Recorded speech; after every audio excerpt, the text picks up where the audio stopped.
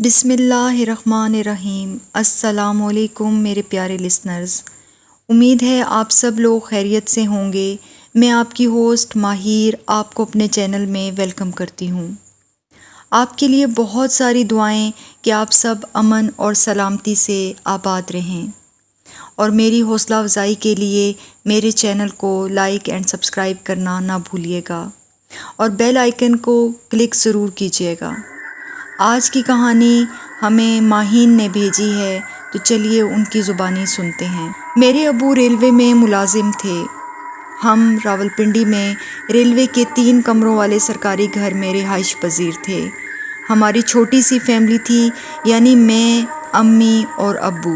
میں اپنے والدین کی اکلوتی بیٹی تھی، میرا کوئی بہن بھائی نہ تھا، تو میں ہر وقت اپنے امی ابو کے ہاتھوں کا چھالا بنی رہتی۔ میرے پاس بے شمار گڑیا تھیں جن سے میں ہر وقت کھیلتی رہتی۔ امی ابا بھی نہ روکتے کہ چلو گھر میں اس کی ایک مصروفیت سی بنی ہوئی ہے، اور باہر گلی کے بچوں کے ساتھ کھیلنے کی بھی ضد نہیں کرتی۔ ایک دن امی اپنی بہن سے ملنے کے لیے پشاور جانا چاہ رہی تھیں، تو ابو نے ہمیں ٹکٹ لے کر دیے۔ فیملی ممبر ہونے کی وجہ سے ہمیں ٹکٹ فری میں ملے۔ ہمارا یہ 4 روزہ ٹرپ تھا، اور میں اس ٹرپ کے دوران بہت ہی انجوائے کرتی رہی۔ اپنی کزن سے خوب گپیں لگائیں اور بہت مزہ آیا۔ میری خالہ پشاور میں رہتی تھیں، تو ہم نے اس کے ہسٹوریکل پلیسز وزٹ کیے۔ پھر جب ہمارا واپس آنے کا ارادہ بنا، تو خالہ ہمیں ریلوے اسٹیشن چھوڑنے آئیں۔ ہمارے لیے ایک سلیپر بک کروایا۔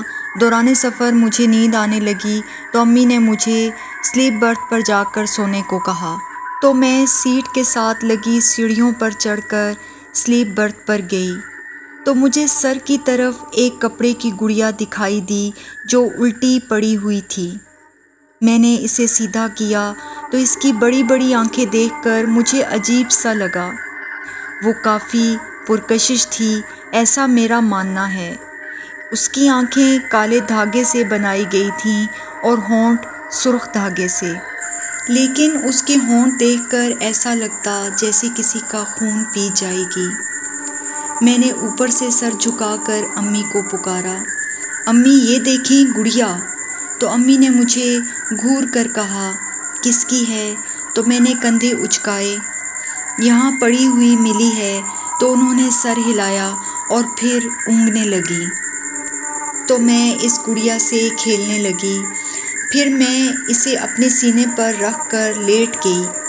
تھوڑی دیر بعد ہی جب میں سو گئی، تو خواب میں ایسا لگا جیسے کوئی میری گردن دبا رہا ہے، اور میں اس سے خود کو چھڑانے کے لیے بری طرح سے ہاتھ پاؤں مارنے لگی۔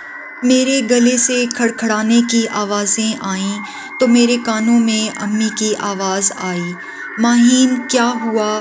ڈر رہی ہو تم؟ میں نے کتنی بار کہا ہے کہ سیدھی مت لیٹا کرو۔ میں اٹھ کر بیٹھ گئی۔ میں پسینے میں بری طرح سے شرابور ہو رہی تھی، اور امی کو دیکھ کر رونے لگی۔ امی، میری گردن کوئی دبا رہا تھا۔ بیٹا، آپ نے خواب دیکھا ہے، سیدھے نہیں لیٹتے نا، کروٹ کے بل لیٹتے ہیں۔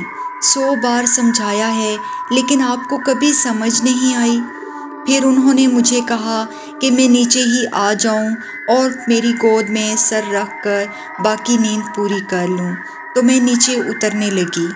اچانک مجھے گڑیا کا خیال آیا، تو میں اسے بھی لے کر نیچے آ گئی۔ امی نے جب اس گڑیا کی طرف دیکھا تو جھرجھری لی، اللہ کی پناہ، اس گڑیا کی شکل کتنی بری سی ہے، وہ بڑبڑائیں، تو میری ہنسی نکل گئی۔ اتنی اچھی سی تو ہے اس کی شکل، اور پھر میں نے اسے غور سے دیکھا، تو جانے کیوں مجھے ایسے لگا جیسے اس نے اپنے دیدے گھمائے ہوں۔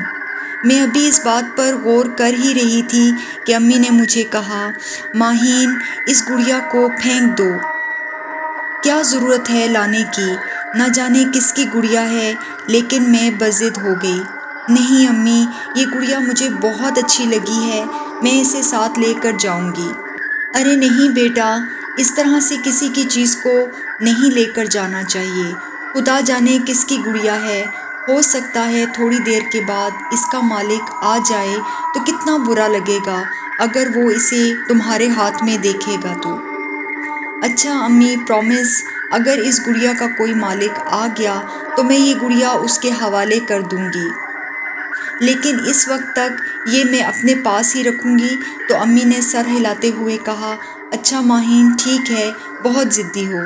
تھوڑی دیر کے بعد مجھے بھوک لگی تو میں نے امی سے کھانے کا بولا تو انہوں نے اپنے ساتھ لایا ہوا ٹفن بیگ سے نکالا جو خالہ نے چکن بریانی اور رائتے سے بھر کر دیا تھا۔ چکن بریانی کے ایک طرف خالہ نے گھر کی بنی ہوئی اچار بھی رکھی تھی۔ پورا کیبن بریانی اور اچار کی خوشبو سے مہک اٹھا۔ کھانا ختم کرنے کے بعد امی نے ٹفن بیگ میں ڈالا۔ راولپنڈی اسٹیشن جس کے آنے میں صرف 10 منٹ رہ گئے تھے تو امی نے فٹافٹ سامان پیک کیا اور مجھے کہا، ماہین تیار رہو، بس اب ہم اترنے والے ہیں۔ تو میں نے ان کی طرف دیکھا اور پھر کہا، امی یہ گڑیا ساتھ لے جاؤں کیا؟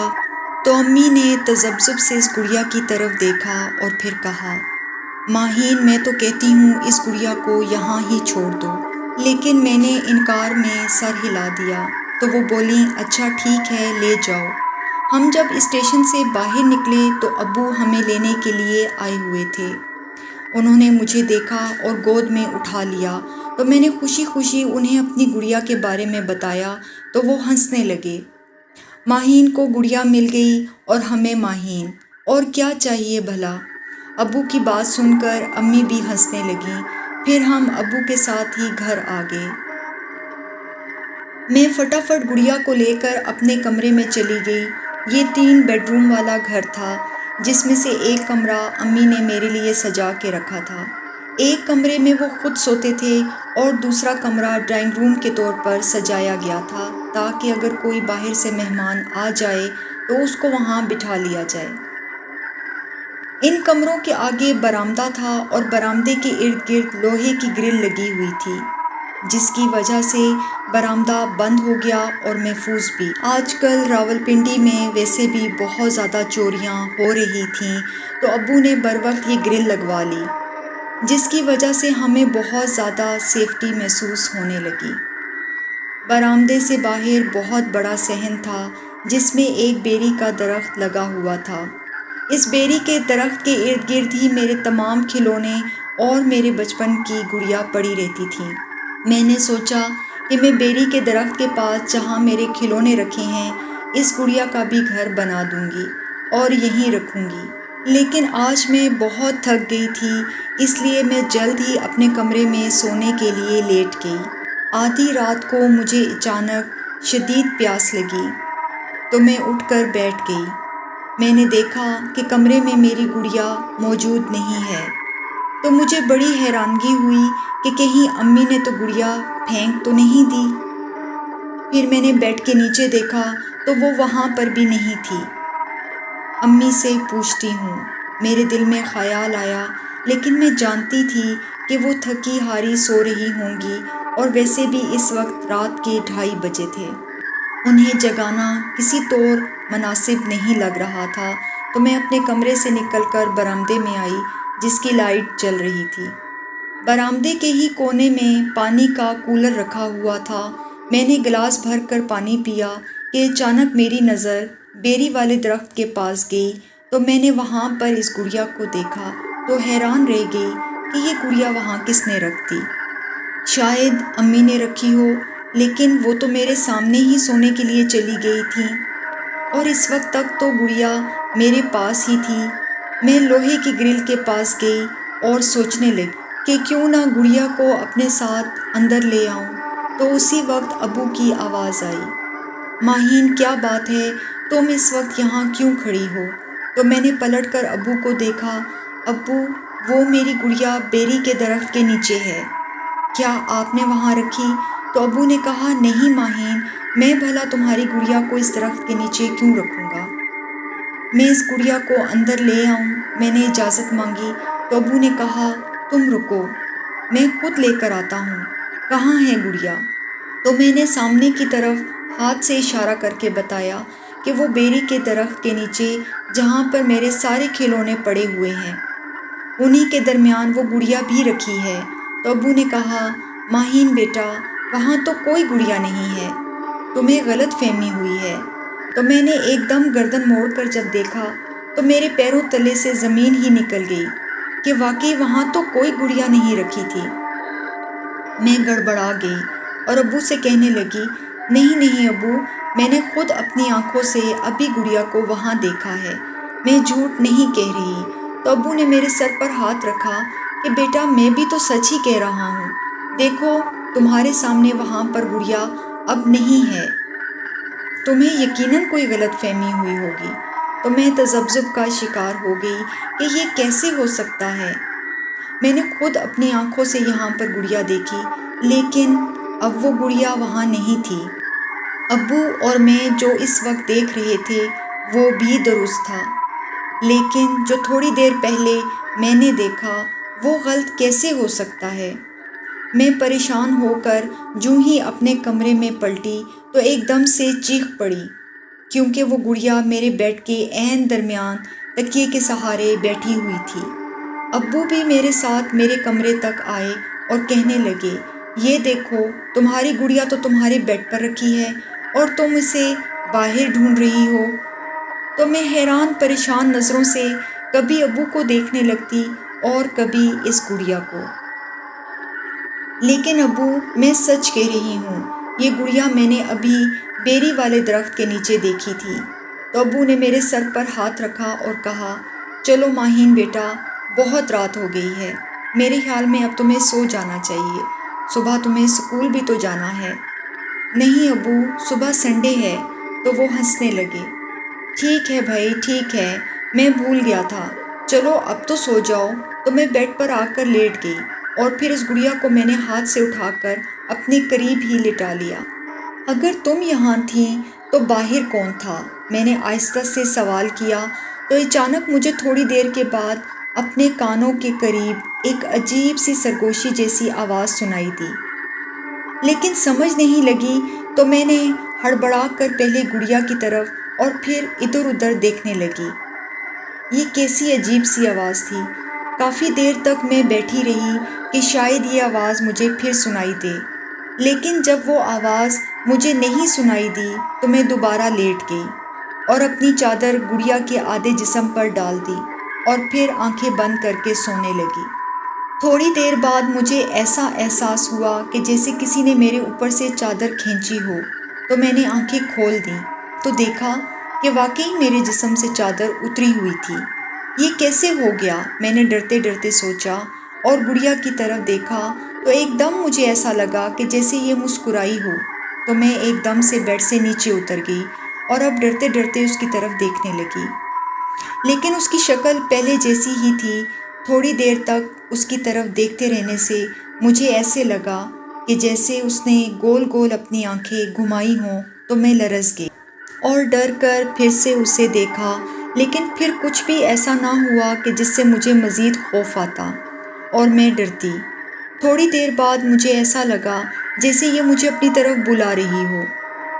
اتنے میں مسجد سے اذان کی آواز سنائی دینے لگی تو مجھے ایسا لگا کہ جیسے میں کسی حبس بھری جگہ سے اٹھ کر باہر آ گئی ہوں۔ مجھے اپنا جسم ہلکا پھلکا محسوس ہونے لگا۔ پھر مجھے امی ابو کے اٹھنے کی بھی آوازیں آنے لگیں۔ وہ فجر کی اذان سنتے ہی نماز کے لیے اٹھ جاتے تھے اور پھر نماز پڑھنے کے بعد قرآن پاک کی تلاوت کرتے تھے۔ ان کے جاگنے کی وجہ سے میرا رہا سہا ڈر بھی ختم ہو گیا اور میں دوبارہ اپنے بیڈ پر چڑھ کر لیٹ گئی کہ امی کی مجھے آواز آئی، ماہین نماز پڑھ لو بیٹا۔ جی امی کہہ کر میں پھر چادر تان کر سو گئی۔ صبح سویرے میری آنکھ ایک انتہائی بلند شور کے ساتھ کھلی تو میں اٹھ کر بیٹھ گئی۔ میں نے دائیں طرف گردن موڑ کر دیکھا تو میری گڑیا وہاں موجود نہیں تھی۔ تو اچانک میں پریشان ہو گئی اور جو ہی میں نے اپنے بائیں طرف دیکھا تو گڑیا کرسی پر رکھی ہوئی تھی۔ اسے کس نے یہاں رکھ دیا؟ ہو سکتا ہے امی نے رکھا ہو۔ پھر میرا دھیان ایک دم سے بھٹک گیا کیونکہ باہر سے امی اور ابو کی بہت اونچی اونچی آوازیں آ رہی تھیں۔ میں جو ہی باہر نکلی تو امی دونوں ہاتھ سر پہ رکھے حیران پریشان آواز میں بولے جا رہی تھیں کہ یہ کس نے کر دیا، یہ کیسے ہو گیا یا خدایا۔ پہلے تو مجھے کچھ سمجھ ہی نہ آیا، لیکن جو ہی میں نے بیری کے درخت کے نیچے اپنی گڑیا کو دیکھا تو میں سٹپٹا گئی، کیونکہ میری تمام کی تمام بچپن کی گڑیاں جل کر راکھ ہو چکی تھیں۔ یہ دیکھ کر میرے رونگٹے کھڑے ہو گئے اور میں رونے لگی۔ امی، میری گڑیا کس نے جلا دی؟ میری ساری کی ساری بچپن کی گڑیا یہ کس نے جلا دیں؟ یہ کس نے ایسا کر دیا؟ میں رونے لگی تو ابو نے مجھے اپنے ساتھ لپٹا لیا اور کہا، ماہین بیٹا، روتے نہیں، تمہارے لیے گڑیا کی کوئی کمی ہے؟ میں تمہیں اور دلوا دوں گا۔ نہیں ابو، بات نئی گڑیا کی نہیں ہے، یہ سب میرے بچپن کی گڑیا تھیں۔ میں پھر سے رونے لگی تو ابو نے مجھے اٹھا لیا اور پیار سے چپ کرانے لگے۔ لیکن یہ کس نے جلا دیا؟ امی حیران پریشان مسلسل ایک ہی سوال کیے جا رہی تھیں، لیکن ابو مجھے اور امی کو تسلی دینے لگے، مگر فکر مندی ان کے چہرے پر بھی مسلسل جیسے جم سی گئی تھی۔ ایسا پہلے کبھی نہیں ہوا تھا، میں اسی گھر میں پیدا ہوئی تھی، اور یہ تمام کی تمام گڑیاں مجھے میرے بچپن میں ابو نے دلوائی تھیں، جن کے ساتھ میں اب تک کھیلتی چلی جا رہی تھی۔ میں روتی رہی اور امی ابو پریشانی کے ساتھ ساتھ مجھے تسلی دیتے رہے۔ ایسا واقعہ تو کبھی بھی نہیں ہوا، اس کی گڑیا تو ہمیشہ بیری کے درخت تلے ہی ہوتی ہیں۔ عجیب واقعہ ہے، کچھ سمجھ نہیں آ رہی کہ کس نے ایسا کیا، اور حیرت کی بات یہ تھی کہ گڑیا کے پاس رکھے ہوئے دیگر کھلونے بالکل نہیں جلے، صرف اور صرف گڑیا جلی تھی، اور یہی عجیب و غریب بات امی اور ابو دونوں کو ہضم نہیں ہو رہی تھی کہ یہ کیا معمہ ہے۔ اس کے بعد ابو پھر سے میرے لیے گڑیا لے آئے تو وہ بھی جل کر راکھ ہو گئیں، لیکن کچھ پتہ نہ چلا کہ آخر یہ کیسے جل جاتی ہیں۔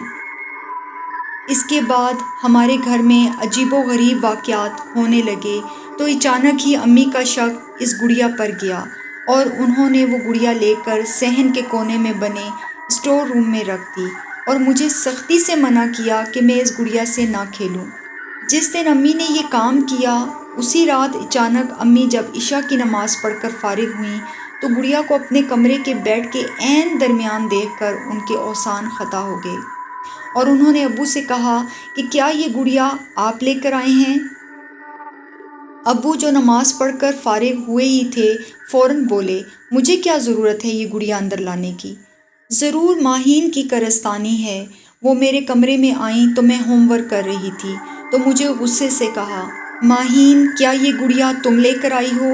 انہوں نے پہلے ہاتھ میں پکڑی ہوئی گڑیا میرے سامنے کی اور پھر مجھے دوبارہ غصے سے دیکھنے لگیں، تو میں ان کی بات پر حیران ہو گئی۔ مجھے خاموش دیکھ کر وہ ابو کی طرف مڑیں۔ میں نے نہیں کہا تھا یہ لائی ہوگی، دیکھ لیں اب۔ حالانکہ میں نے اس کو اسٹور روم میں بند کیا تھا اور اسے سختی سے منع کیا کہ تم اس گڑیا کے ساتھ مت کھیلنا، مگر یہ آج کل کے بچے بھی نہ سنتے ہی نہیں کسی کی بات۔ اپنی امی کو پریشان دیکھ کر میں ایک دم سے بولی، نہیں امی، میں اسے لے کر نہیں آئی۔ جھوٹ تو مت بولو ماہین، امی نے پھر غصے سے کہا، تو ابو نے ایک دم امی کو ٹوکا، ماہین کو جھوٹ بولنے کی کیا ضرورت ہے؟ جب وہ کہہ رہی ہے تو پھر نہیں لائی ہوگی۔ ابو نے وہ گڑیا امی سے لے کر دوبارہ اسٹور روم میں رکھ دی اور دروازے کو باہر سے کنڈی لگا دی۔ پھر میں بھی جلدی جلدی اپنا ہوم ورک ختم کر کے سونے کے لیے لیٹ گئی کہ اچانک ہی کچن کے سنک میں پانی کا نل خود بخود کھل گیا۔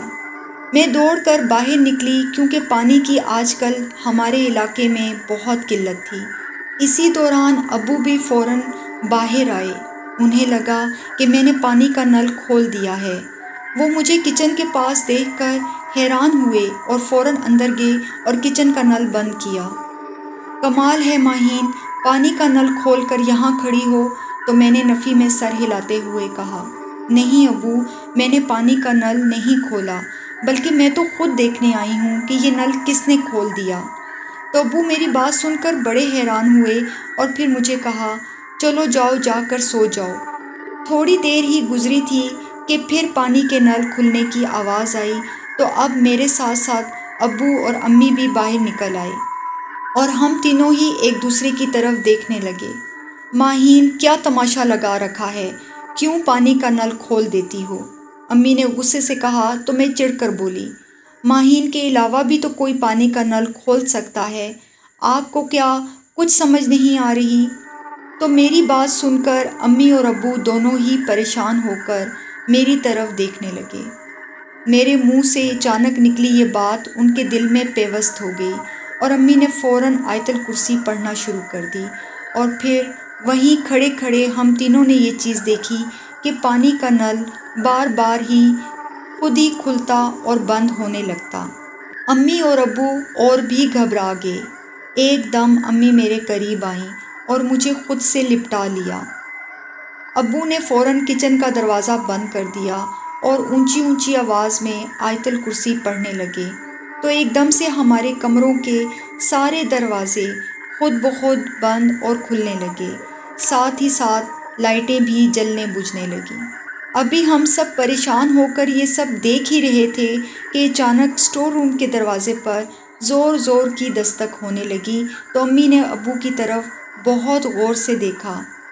میں نے کہا تھا نا آپ کو، وہ اشارتاً بولیں اور پھر چپ ہو گئیں۔ اچانک ہمارے برآمدے پر لگی گرل ہلنے لگی، جیسے کوئی باہر سے اسے زور زور سے ہلا کر کھولنے کی کوشش کر رہا ہو۔ پھر اس گرل پر مسلسل دستک ہونے لگی۔ صحن کی لائٹس آن تھیں اور باہر گرل کے پاس کوئی بھی کھڑا نظر نہیں آ رہا تھا۔ اتنے میں دروازے کی کنڈی بجنے لگی تو امی اور میں چیخنے لگے اور ابو نے اونچی اونچی آواز میں آیت الکرسی پڑھنا شروع کر دی۔ یہ سب کیا ہو رہا ہے ماہین کے ابو؟ امی نے خوفزدہ آواز میں کہا۔ ہم تینوں ایک ہی جگہ پر ایک دوسرے سے لپٹے کھڑے تھے اور کچھ سمجھ نہیں آ رہا تھا کہ کیا ہو رہا ہے۔ عجیب و غریب بھیانک آوازیں، کبھی رونے کی، کبھی ہنسنے کی، کبھی سرگوشیاں ہمیں مسلسل سنائی دیتی رہیں۔ امی اور ابو مسلسل آیت الکرسی اور سورہ بقرہ کی تلاوت کرتے رہے، لیکن ایسا لگتا تھا کہ جیسے کوئی بہت بڑی عفریت ہم پر حملہ آور ہو گئی ہو اور وہ ہماری جان لے کر ہی رہے گی۔ اتنے میں ابو نے فیصلہ کیا کہ ہمیں اس گھر سے فوراً باہر نکل جانا چاہیے، اور امی سے کہا کہ یہاں سے فوراً نکلو۔ اور پھر وہ بیٹھک کے دروازے کی طرف آئے اور وہاں کا دروازہ کھول کر ہم سب باہر نکل آئے۔ سامنے ہی ہمارے قاری صاحب کا گھر تھا۔ ابو نے جا کر ان کے دروازے کو زور زور سے بجایا۔ تھوڑی دیر بعد ہی قاری صاحب باہر نکل آئے۔ ہمارے گھر کی لائٹیں اب بھی جل بجھ رہی تھیں اور پورے گھر کے دروازے بجنے کی آوازیں باہر تک سنائی دے رہی تھیں۔ قاری صاحب نے ہمیں اپنے دروازے پر جب دیکھا تو وہ گڑبڑا سے گئے۔ سب خیر تو ہے خلیل میاں؟ کیا ہوا اس وقت آپ لوگ؟ انہوں نے گھڑی کی طرف دیکھا، رات کے 2:30 بج رہے ہیں۔ سب خیر تو ہے؟ تو ابو نے کہا، نہیں خیر نہیں ہے قاری صاحب۔ اچھا چلو اندر تو آؤ، کیا ہو گیا ہے؟ اندر بیٹھ کر بات کرتے ہیں۔ لیکن ابو کے کچھ کہنے سے پہلے ہی قاری صاحب چونکے اور کہا، یہ آوازیں کیسی آ رہی ہیں؟ تو امی نے کہا، یہ آوازیں ہمارے گھر سے آ رہی ہیں۔ تو قاری صاحب ایک دم سے پریشان ہو گئے۔ بھابھی سب خیریت تو ہے؟ یہ دروازے کیوں بج رہے ہیں؟ تو ابو نے کہا، خیریت ہی تو نہیں ہے، کچھ سمجھ نہیں آ رہی یہ ہمارے ساتھ کیا ہو رہا ہے۔ تو قاری صاحب ہمارے گھر کی طرف بڑھے اور پھر آدھے راستے میں سے ہی رک گئے اور اونچی اونچی آواز میں قرآن پاک کی آیات کی تلاوت کرنے لگے۔ پھر فکرمندی سے گردن موڑ کر میرے والد کی طرف دیکھا۔ ہم سب ابھی تک وہیں کے وہیں کھڑے تھے، ہمارے جسموں میں بالکل بھی طاقت نہ تھی، خوف اور ڈر نے ہماری جان آدھی کر ڈالی تھی۔ قاری صاحب نے ہمیں کہا، آپ کے گھر میں کوئی بہت ہی طاقتور مگر بری آتما موجود ہے اور شدید غصے میں ہے۔ ایسا کیا ہو گیا؟ وہ پلٹ کر ہماری طرف آئے اور پھر ہمیں لے کر اپنے گھر میں داخل ہوئے اور اپنے ڈرائنگ روم میں بٹھا کر کہا، یہاں پر آپ لوگ محفوظ ہیں، بے غم رہیں، یہاں کوئی بھی آپ کا بال بیکا نہیں کر سکتا۔ اب مجھے آرام سے بتائیں کہ کیا ہوا؟ تو امی نے بتایا کہ جس دن ہم لوگ پشاور سے واپس آئے تو راستے میں ہمیں ریل گاڑی کے ڈبے سے گڑیا ملی۔ ماہین اسے گھر لے آئی۔ رات کو ماہین نے کہا کہ یہ گڑیا اس نے اپنی بیری والے درخت کے نیچے دیکھی ہے، لیکن جب ہم نے دیکھا تو وہ گڑیا اس کے کمرے میں موجود تھی۔ اگلی صبح جب ہم اٹھے تو دیکھا کہ ماہین کی تمام بچپن کی گڑیاں جلی ہوئی تھیں، لیکن پاس رکھے ہوئے کھلونے بالکل نہیں جلے۔ تو مجھے نہ جانے کیوں ایک عجیب سا شک اسی وقت پیدا ہو گیا تھا، کیونکہ ماہین کبھی جھوٹ نہیں بولتی۔ پھر اس کے بعد گھر میں عجیب و غریب واقعات ہونے لگے۔ اکثر ماہین کہتی کہ میں جس جگہ اس گڑیا کو رکھتی ہوں یہ وہاں نہیں ہوتی۔ گھر میں سے عجیب و غریب بدبو بھی آنے لگی اور ہم تینوں ہی عجیب بے چینی بھی محسوس کرنے لگے۔ ماہین کے ساتھ اب میں بھی ڈرنے لگی۔ اکثر ایسا لگتا جیسے کوئی ہمارے سینے پر چڑھ کر ہمارا گلا دبا رہا ہو۔